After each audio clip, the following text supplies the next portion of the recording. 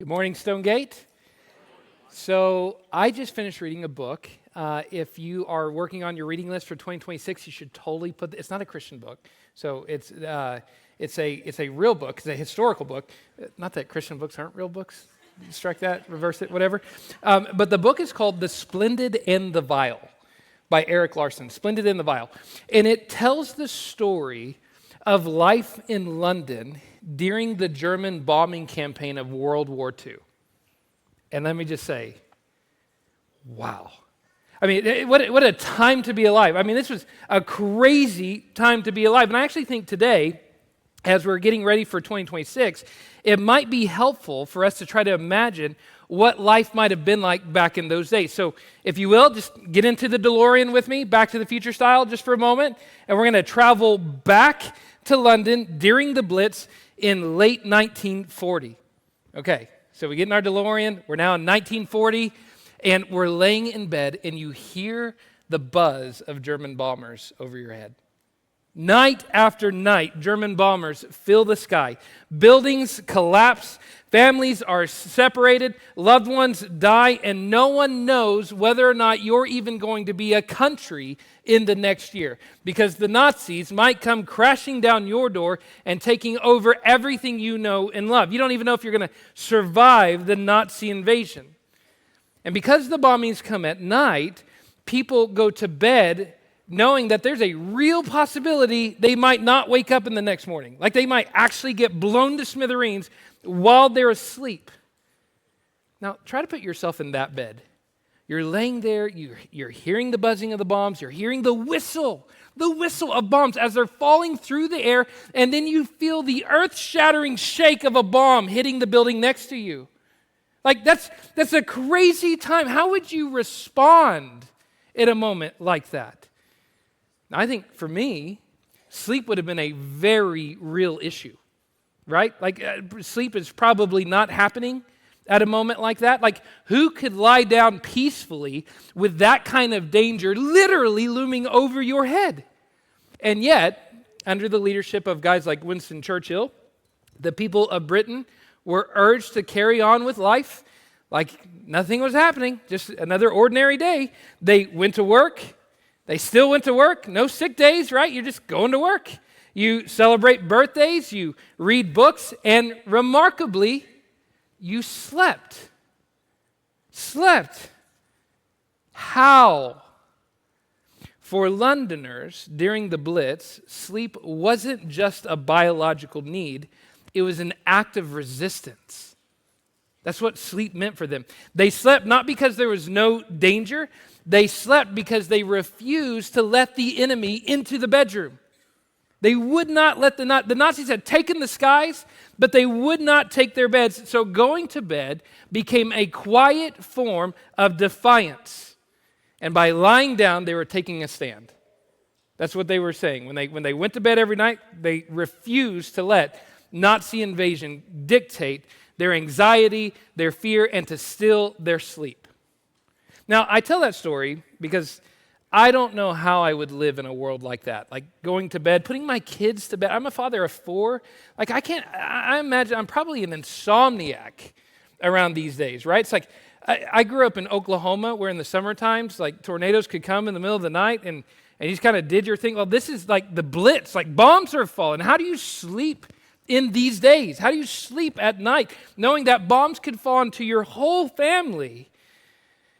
It's crazy. I tell that story because we might not be having bombs fall on our heads right now at the moment, but we do live in a very anxious world, don't we? We can sympathize with the anxiety that the Londoners were feeling as they were experiencing life in the Blitz. I mean, just glance at the headlines for a moment. It's like, who can sleep in a world like this? Like, this is an anxious world. Who is just dozing off and relaxing and able to close their eyes and sleep in a crazy world like what we have? But here's what we're going to find out this morning. What we do when our world is falling apart says something about us. What we do when our world is falling apart says something about us. Even more specifically, how we sleep when the sky feels like it's falling, says something about our faith. Now, I'm your theological director, and they hired me to give sermons like this to tell you that your naps are theological. If you didn't know that, just get on board with the train. Your naps are theological. And we're going to take a deep dive on the theology of naps this morning. And some of you might be going, really? We're going to sit through a sermon about sleeping? Look, I've kept careful track. I've kept careful notes. We have yet to have a sermon this year on sleeping. So before the year gets out, you're going to learn what the Bible has to say about sleep. Okay? So that's what we're doing. Your naps are theological. For the British, going to bed during the Blitz was a form of defiance against the enemy. But for us Christians, going to bed displays confidence in God. It's more than defiance. We are displaying confidence in our God. And as we'll see in Psalm 3, David lies down and he sleeps while his world is falling apart. Why? Not because he's depressed, not because he's in denial, but because he has faith. That's why he sleeps. He goes to bed. He takes a nap when the sky is falling because he trusts God. Now that should say something to you. We're not in David's world. We don't live in David's time. We don't have the same issues that David had, but we, like David, live in an anxious age. And for, I'm guessing, many of us in the room, sleep is a real problem. And one of the reasons sleep is a real problem is we're anxious and worried. We don't get sleep because we're worried. And with this being the last Sunday of the year and us looking down the barrel of 2026 with all the fresh uncertainties, the anxieties, the worries, all the things that might come in this next year, it seems like a fitting moment just to resubmit to you the question, what are you really trusting in? What does your sleep say about you and your faith in God? Psalm 3 says something shocking. When your world falls apart, faith can look like sleep. When your world is falling apart, you can sleep knowing that God is absolutely sovereign over it all, absolutely in control and keeping his promises. You can sleep because God is sovereign. For Christians, God's sovereignty lulls us to sleep. It allows us to close our eyes because we believe when we close our eyes, our God still reigns. So, that's where we're going today. If you look closely at your Bibles in Psalm 3, you'll see this little italicized line that a lot of us ignore. But in Psalm 3, you get everything you need to know about the context. When David writes these words, a psalm of David when he fled from Absalom, his son. Now, some of you might not know what that means or what historical context it is, but it might as well say the day David's world fell apart.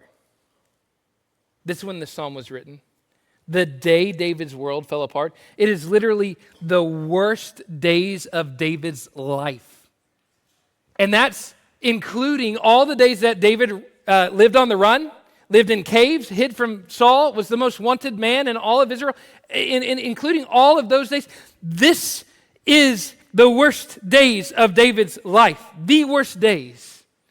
And he writes this psalm.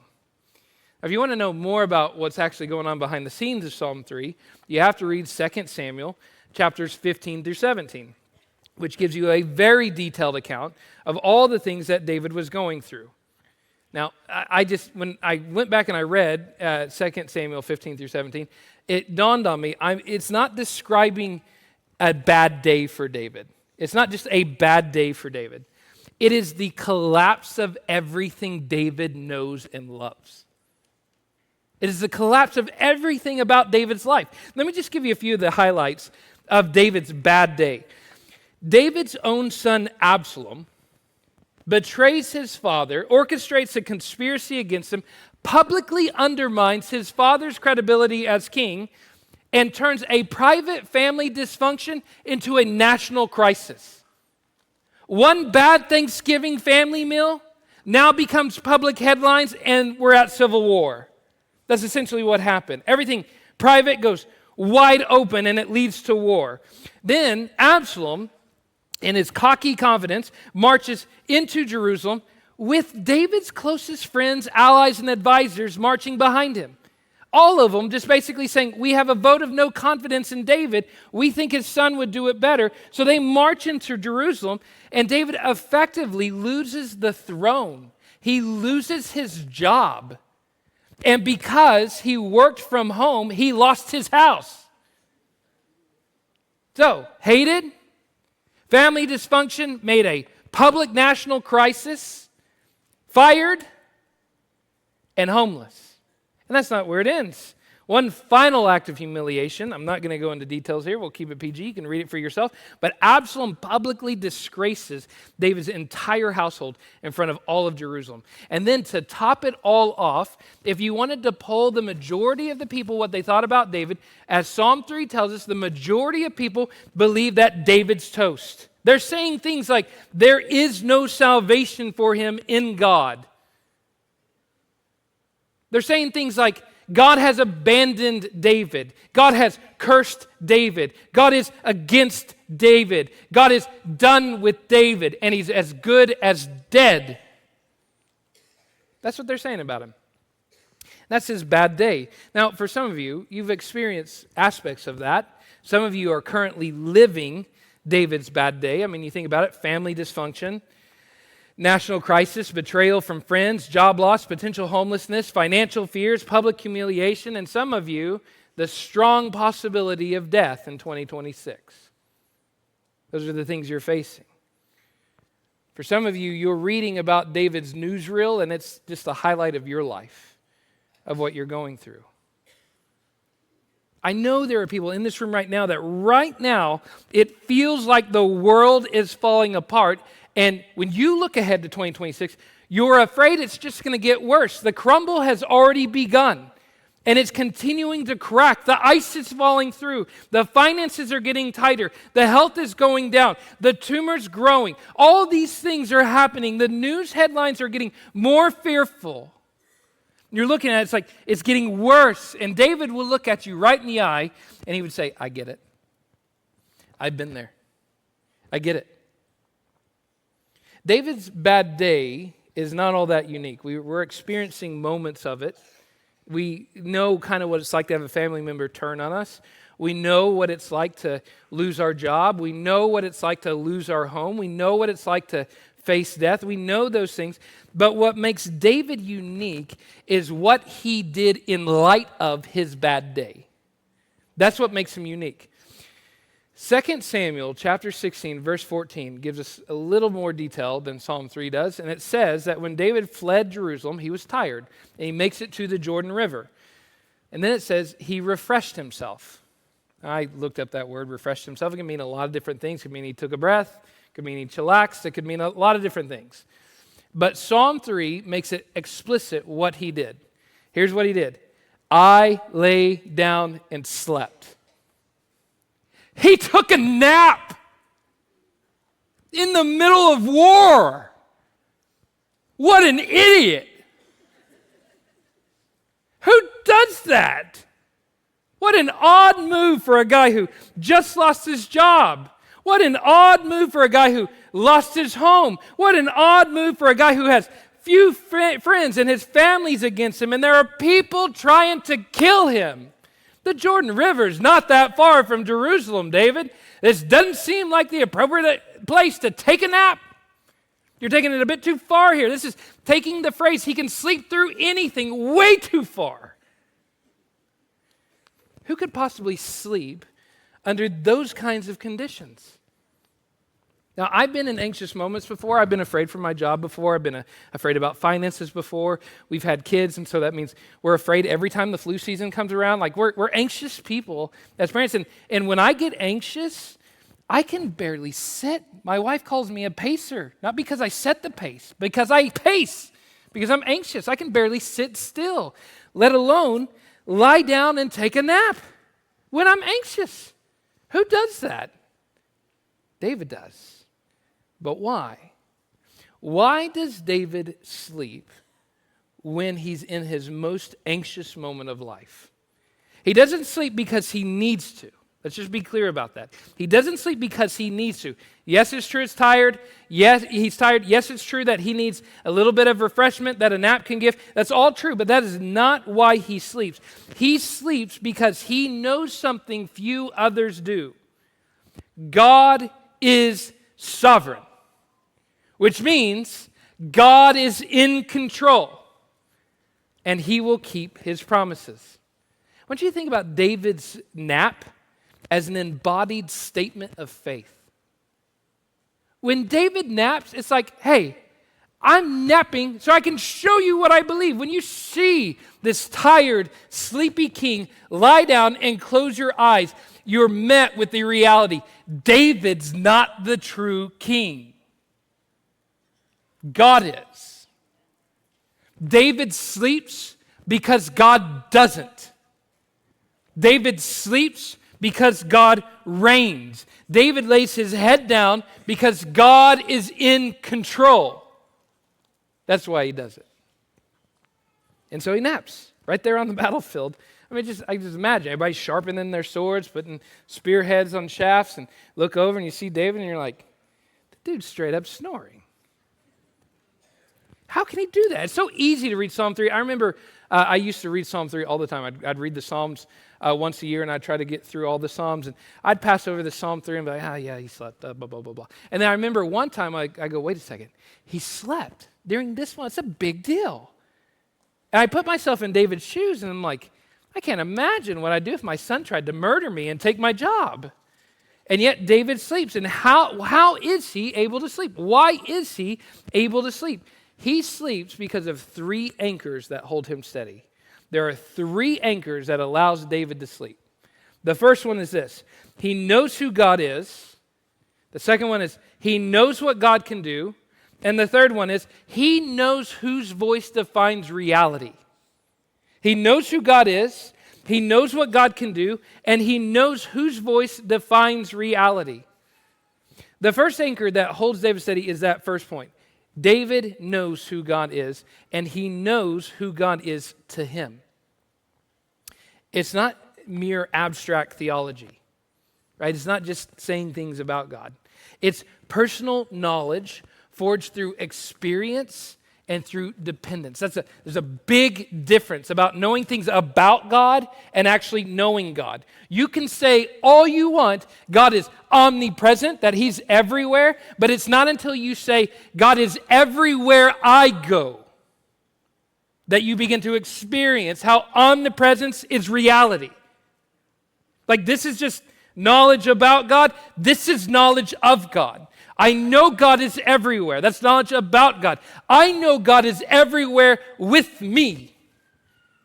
That's experiential knowledge. And if you're going to survive in this world of anxiety, it's only the second knowledge that can hold you firm. Knowledge about God will do nothing for you to keep you steady and lull you to sleep. Knowing God will. Here's how David puts it. But you, O Lord, are a shield about me, my glory, and the lifter of my head. I cried aloud to the Lord, and he answered me from his holy hill. Do you hear what David's doing there? He's not just confessing general things about God. He confesses truths about God and then applies who God is to what he's facing. He's in danger. His life is on the line. So what? God is my shield. Not a shield, my shield. He's been disgraced and publicly humiliated. God is my glory. He's running away. He's going through all the shame and the guilt and all the things. All this has happened because of his sin with Bathsheba. There's guilt. There's all these skeletons in his closet. He knows all these things that are enough to lower his head in absolute shame, absolute embarrassment. And yet he says, God is the lifter of my head, personally, my head. And when I'm alone, I cry and he answers me. David knows who God is and who God is in that situation. He's not just the Lord God. He is the Lord my God. And that little personal pronoun makes all the difference to give you confidence to sleep. Some of you can't sleep because He is the Lord God, and you need to remember, He is the Lord your God. He is not just a Father, He is your Father. He is not just Lord, He is your Lord. He's not just a rock, He's your rock. He's not just a fortress, He's your fortress. He is the Lord your God, and you can have confidence in Him. That's the first anchor we need to go to sleep at night, knowing who God is to me personally. He is my Father. And then there's the second anchor. David not only knows who God is, he knows what God can do. He knows what God can do. Listen to all the actions he asked God to do. Arise, O Lord. This is verse 7. Arise, O Lord, save me, O my God, for you strike all my enemies on the cheek, and you break the teeth of the wicked. David knows that the deck is not stacked against him because of who's on his side. God is completely capable of saving him. Absalom taking over the throne, the army of Jerusalem following after his son, none of that changes the game. God can do what He pleases. God is in power. God can strike the enemies on the cheek. They're trying to humiliate David. God can turn it back on them.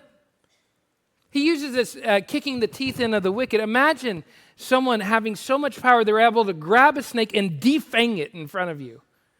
The snake can hiss, the snake can strike, but it can't bite because the one who defanged it made it harmless, and that's what God can do.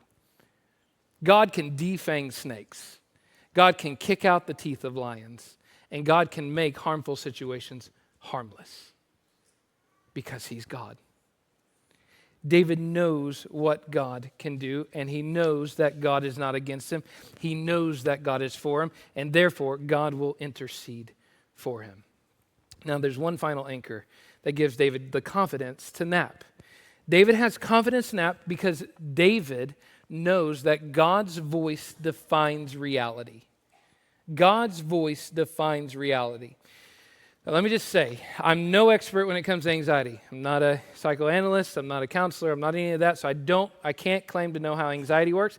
I also know it's really important not to lessen or diminish how it works. Anxiety is a real complex thing. It's a real thing. However, I think it's safe to say that anxiety is more than fear. We agreed on that? Anxiety is more than fear. In reality, anxiety is a competing interpretation of reality. That's what anxiety is. It's a competing interpretation of reality. What's really going on? Who's in charge of the situation? Whose power really matters? What's the most real thing to me at this moment? All those things are what make anxiety. Anxiety grows best when the cancer diagnosis is given the final word. I'm terminal. There's the reality. Or when the boss seems to hold ultimate power over the future. If he fires me, I'll never have a future. Or when people's opinions rule the day. What they think of me must be true. Anxiety grows in that kind of soil when you let the voices of everybody else around you, when you let the voice of your situation dictate what reality is. And David refuses to go there. Because Absalom does not dictate what's real. Neither do the advisors, neither do the armies, neither does the situation, neither does the homelessness, neither does the job loss. None of it dictates reality. One of my favorite people, C.S. Lewis. Again, if you've not read any C.S. Lewis books, it should be at the top of your list of 2026. Start with the Chronicles of Narnia, easiest first. Work your way up, save the Space Trilogy, or skip it. You're fine. Okay. A lot of people don't know about C.S. Lewis and about his life. We just know he wrote those stories, The Lion, Witch, and the Wardrobe, that you read maybe an excerpt from in elementary school. But C.S. Lewis lived through some of the most harrowing moments of the 20th century. A lot of people don't know that C.S. Lewis was a second lieutenant in World War I, for example. He fought in the trenches of World War I.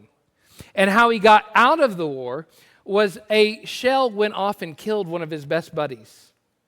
And when that shell exploded and killed one of his best buddies, the shrapnel came and got him, and he got injured in World War I and got sent home. Then, after being wounded in World War I, he witnesses the rise of Hitler. He witnesses Hitler take over Poland. He witnesses the Battle of Britain. He witnesses the Blitzkrieg. He witnesses all these things, and he lives long enough to witness the dawn of the age of the atomic bomb. And now in 1948, C.S. Lewis is living in this world where all eyes are to the skies because everybody is afraid there's going to be a bomb that's going to completely wipe out society. There's rumors that the Nazis have been developing this bomb that could destroy London completely, which was true. People were trying to develop that at that moment. So somebody asked C.S. Lewis, like, how can you go about like this is all normal? Like this is average life. Here's what C.S. Lewis said. In 1948, atomic bombs, like people are just, I mean, if you just can imagine, go back to the 1960s commercials and cartoons of the atomic age, it's like everything gets destroyed. I watched some kind of Santa commercial where an atomic bomb hit Santa's sleigh and it destroyed everything. Like it was like this fear of what the atomic bomb could do was governing everything. Like everybody was thinking they were going to die from an atomic bomb. And here's what C.S. Lewis says. We think a great deal too much of the atomic bomb. It's perfectly ridiculous to go about whimpering and drawing long faces because the scientists have added one more chance of painful and premature death to a world which already bristled with such chances, and in which death itself is not a chance at all, but a certainty. If we are all going to be destroyed by an atomic bomb, let the bomb, when it comes, find us doing sensible human things. Praying, working, teaching, reading, listening to music, bathing the children, playing tennis, chatting to our friends over a pint and a game of darts, not huddled together like frightened sheep and thinking about bombs. Somebody later pressed him and they said, okay, Lewis, that's a great little speech. I want you to imagine that you hear the whistling of a bomb overhead and you look up and sure enough, it's an atomic bomb. You're going to die. What's your last thought? C.S. Lewis cleared his throat and he looked back at the interviewer and he said, I'd look up at the bomb and I'd stick out my tongue and I'd say, poo. And then he said, I'd speak to the bomb and I'd say, you're just a bomb. I'm an immortal soul. Can you imagine having that? He's not being brave. He's not showing bravado. He's not showing false confidence. He's just doing what David did. Atomic bombs don't define reality. God does. God is the one who's called you eternal. God is the one who's bought you eternal life. Atomic bombs can't hit that deep. God defines reality. Not the economy, not your health, not your family, not your friends, not your fears. None of those things define reality. God does. And it's when you let God's voice have the loudest volume and to determine what is real that you can sleep really good. So there's your three anchors. Know who God is. Know what God can do, and let God's promises dictate reality. Take 3 of those, go to sleep, and call me in the morning. That's how you get a good night's sleep. Those 3. Anchor yourself to those 3 things. Who is God? What can He do? And why in the heck am I letting other things determine what's true? And then go to sleep. Now, David took a big risk lying down for a nap. I'm a what-if kind of guy, right? I'm always asking what if. What if I fall asleep and this happens? What if I fall asleep and my liver goes out? What if I fall asleep and my heart stops? A number of things. I'm a what-if kind of guy. David had his own kind of what-ifs here, right? So he's sleeping by the Jordan, taking a nap. And what if one of his guards turned on him? Like, what if one of his guards are like, hey, Absalom's clearly got the upper hand. Let's slit David's throat and bring his head back to Absalom, and we get a promotion. Like, we're rich men. What if that happens? What if Absalom attacked the camp in the middle of the night? There's so many worries, there are so many what ifs that should have kept David anxious and awake all night, and yet he lies down in confidence because he knows that ultimately, even when everybody else is saying there's no salvation for him in God, God has said the salvation of the Lord belongs to the Lord. And blessing for his people. And he lies down, he takes a nap, and guess what happens? He wakes back up.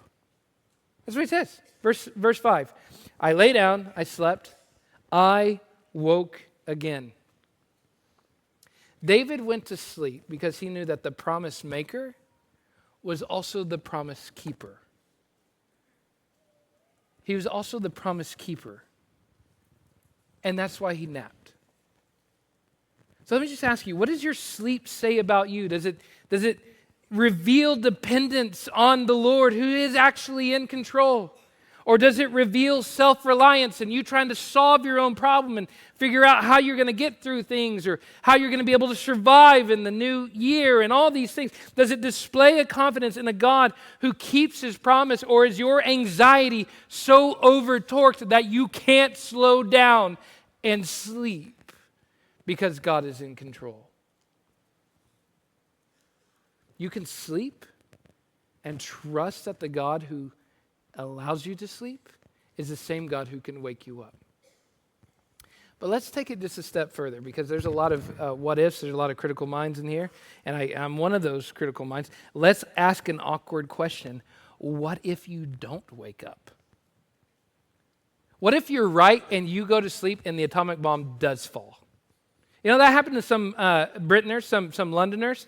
They went to bed that night in defiance. They're like, I'm not going to let Hitler into my bedroom. And they go to sleep, and a bomb fell on their head, and they died.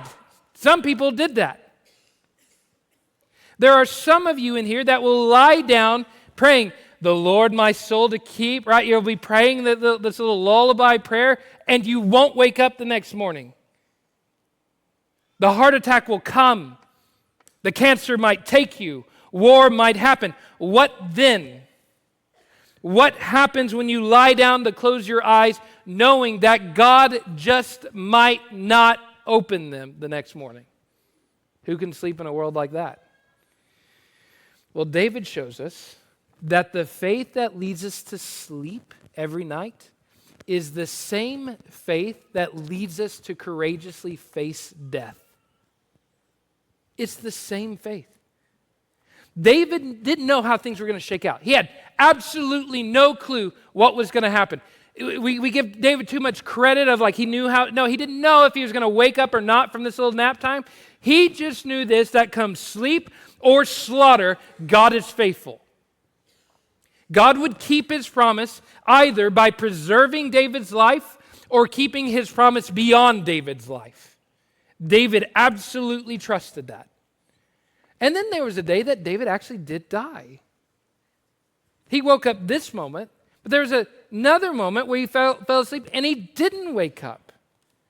In 1 Kings chapter 2, verse 10, it's interesting how it describes David's death. It says, then David slept.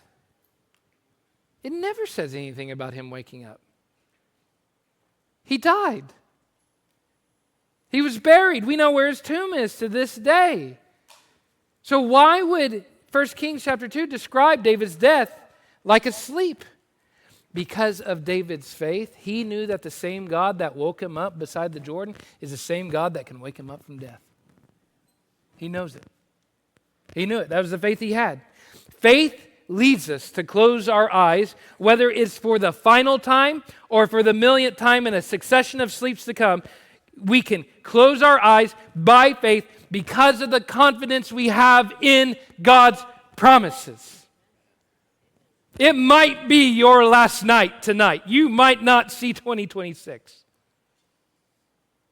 But you will see the face of God. You will rise again. Isn't that what he promised? You can close your eyes. I once read, it was a profound moment for me, that every time you sleep, you are rehearsing the same surrender that will require you to die in faith. Every time you sleep, think about the motion you make when you go to sleep. You lie down, you put your head on your pillow. I like to sleep with my arms up. My wife told me really quickly I'm not allowed to do that anymore because my hand gets in her face. And so she makes me sleep with my hands on my chest. It now makes me even closer to death. But I'm too afraid to sleep like this because if I sleep like this, I might actually die. So I sleep like this.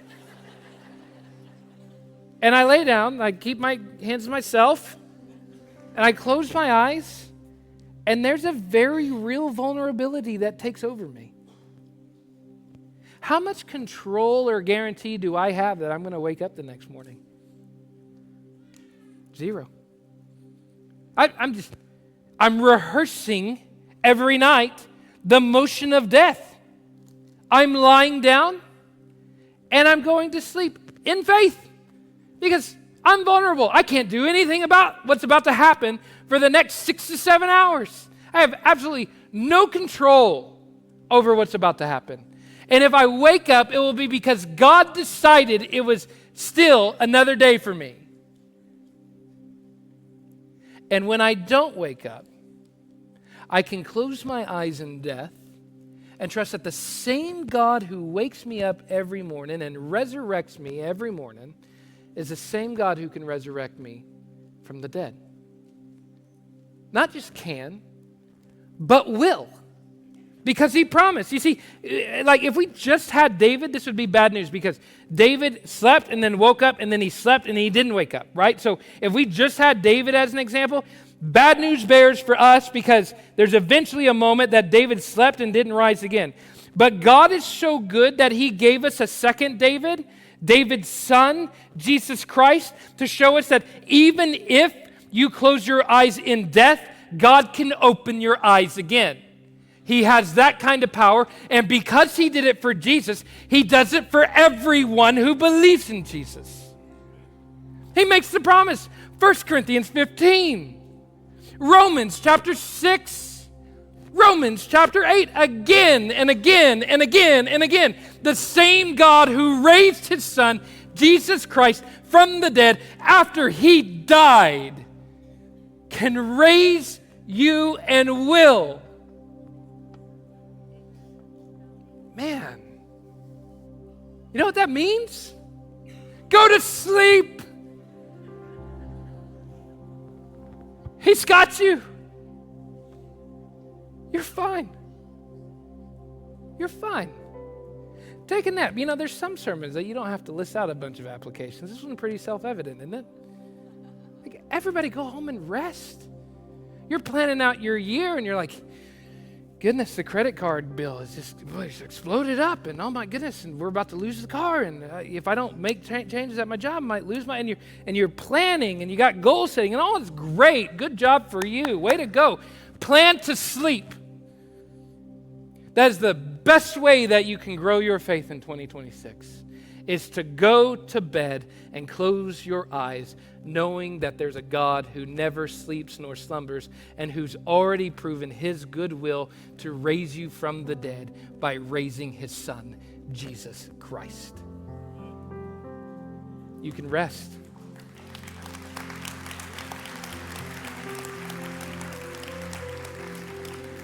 Today is not meant to be a guilt trip for those of you that struggle to sleep. I know some of you have newborn babies. Some of you have husbands that snore. But what it is an invitation for you to address why you're so anxious that you can't sleep. Why the anxiety? Why can't you lay it at the feet of the Lord? I mean, it's one thing to not be able to sleep. It's another thing not to be able to sleep because we're afraid. We have a God who is for us, who has called us friend and allows us to call him Father, and who has made every promise become a yes and amen in Jesus Christ. You can sleep.